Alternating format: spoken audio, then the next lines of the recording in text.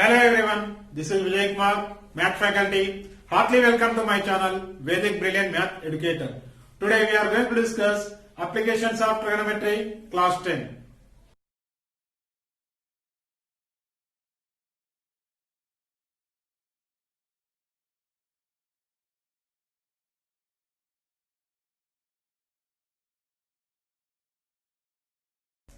In the previous videos, we have seen how to solve the problems by using trigonometric identities. In this session, we are going to discuss introduction of applications of trigonometry. Click this I button to learn introduction to trigonometry and learn from beginning of exercise number 1. Today, we are going to learn a new chapter, applications of trigonometry. It is the 12th chapter of class 10. This is very easiest chapter. In this chapter you may get one 4 marks question, one 2 marks question. Approximately you are getting in this chapter 6 to 8 marks easily. So what are learning outcomes of in this chapter? Applications of trigonometry. So here learning outcomes of the chapter is, first one it is line of sight, angle of elevation, angle of depression, applications of trigonometric ratios. These are all learning outcomes of this chapter. Let us see horizontal line. What is horizontal line? A line which is parallel to the earth from observation point to object is called horizontal line. So here in this figure you can see that is. So here what that one? Here this is the observation point. Here it is observer. So this line is parallel to earth. So like this lines are called horizontal line. Once again repeating this horizontal line. A line which is parallel to the earth from the observation point. This is the observation point to object. This is the object is called horizontal line. So observation point to object is called horizontal line. It is parallel to the earth. It is parallel to the earth. Next it is line of sight or ray of vision. The line of sight is a line drawn from the eye of an observer to the point in the object viewed by the observer is called line of sight or ray of vision. So here it is the observer, this is the point, observation point. So this line we can say line of sight. So what is that one? A line of sight is the line drawn from the eye of an observer, from here to eye of an observer to the point of object. This is the object by the observer. From here to observer to, so object, observer to object. The line we can say line of sight or ray of vision. What is angle of elevation? The line of sight is above the horizontal line and the angle between the line of sight and horizontal line is called angle of elevation. So the line of sight, this is the line of sight is above the horizontal line. It is showing above the horizontal line only, and the angle between line of sight and horizontal line, this we are taking as theta here. So this one we can say angle of elevation. So what is angle of elevation? The line of sight is above the horizontal line and the angle between line of sight and horizontal line is called angle of elevation. So we are generally, this is the line of sight. This is the line of sight. We are seeing like this. We are seeing above. This is the normal line sight. We are seeing above the horizontal line. This is the horizontal line you can think. We are seeing above the horizontal line. That is angle of elevation.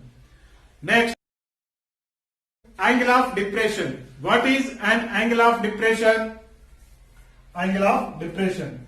The line of sight is below the horizontal line and angle between the line of sight and the horizontal line is called angle of depression.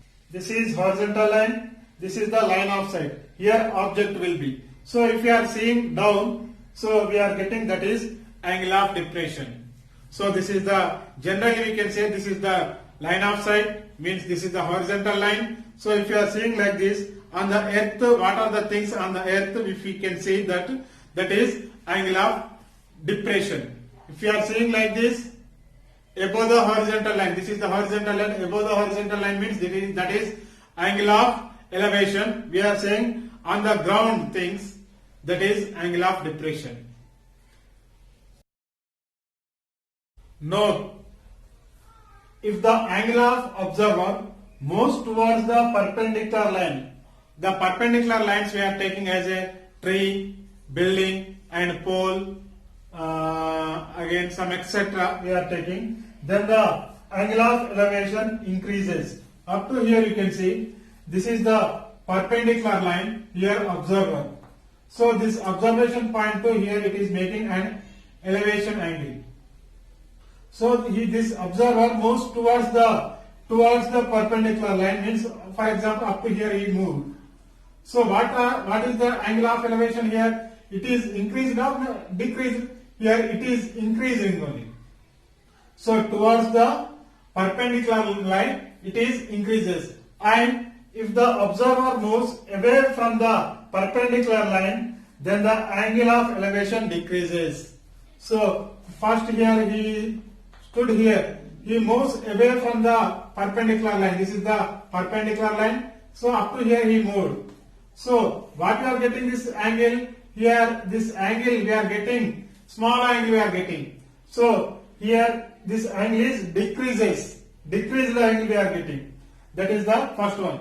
So towards the perpendicular line, he moves towards the perpendicular line, the angle of elevation is increasing. Away from the perpendicular line, the angle of elevation is decreasing. Next, if the angle of elevation of the sun above the tower decreases, then the length of the shadow is increases. So vice versa, it is decreasing. Sun elevation of sun above the tower decreasing, the shadow will be increasing. Here it is increasing, the shadow will be decreasing. Next, the angle of elevation and depression always an acute angles only. Acute angles means already you know, that is below 90 degrees only. Let us see problem solving procedure. So how to solve the problems? That procedure we are discussing here.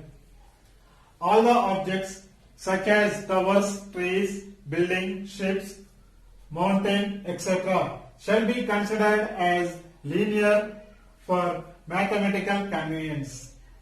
So these all are we need to take towers, trees, buildings, ships and mountains we can take as a linear for mathematical convenience. We need to take the linear. Next, the angle of elevation and angle of depression is considered with the reference to the horizontal line.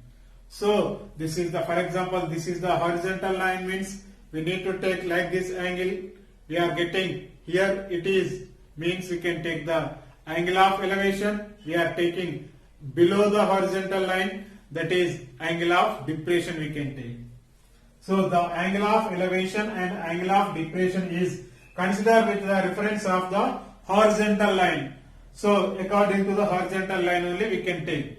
Next, to find height and distance. So in a problem we can find height and distance. We need to draw the figure, and with the help of the figure we can solve the problem. So first we need to draw the figure. So from given data to we need to draw the figure, then to we can solve, from the figure to we can solve the problem. This is the problem solving procedure. In this video we have seen introduction to applications of trigonometry. In the next video we will see how to solve the problems by using applications of trigonometric ratios.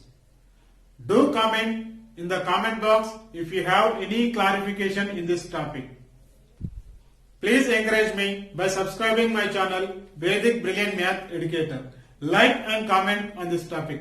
Dear students, do you like this video? Please share to your friends. This is Vijay Kumar signing out. Thank you very much.